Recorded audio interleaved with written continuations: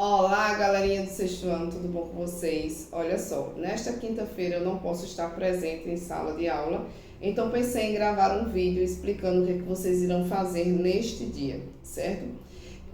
A nossa atividade com relação ao podcast vai ficar um pouco para depois. Inclusive, conversei com o tio André Alisson e ele disse que ia ceder algumas aulas para poder fazer a finalização desse projeto, que inclusive nós iremos utilizar para o nosso Giro Letras, por isso que ele vai ceder, certo?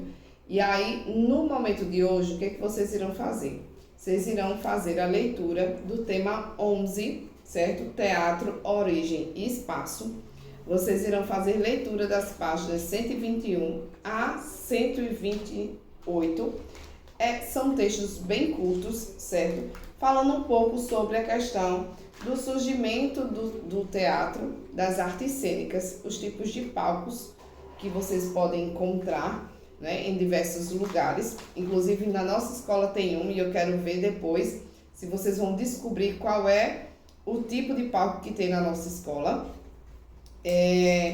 Logo em seguida vai falar sobre alguns momentos do teatro no Brasil, porque antes se fala sobre a Europa, entre outros lugares, certo? E vamos falar sobre cenografia e sonoplastia, certo?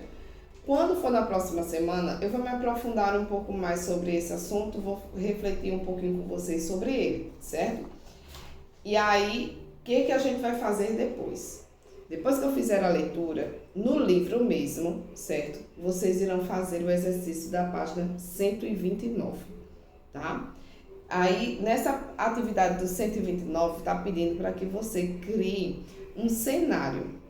Como poderia ser o desenho desse cenário, certo? E está pedindo para que você pense em uma história.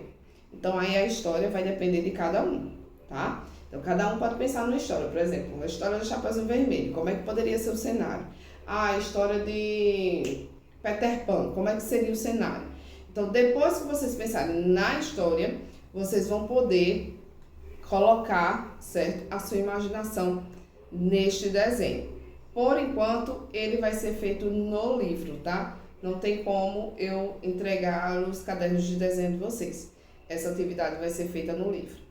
E quem não tem o livro, não trouxe o livro, eu vou providenciar folhas para vocês, tá certo? E aí vocês podem fazer na folha em branco, ok? Então, beijos, boa aula para vocês e se divirtam criando seus próprios cenários.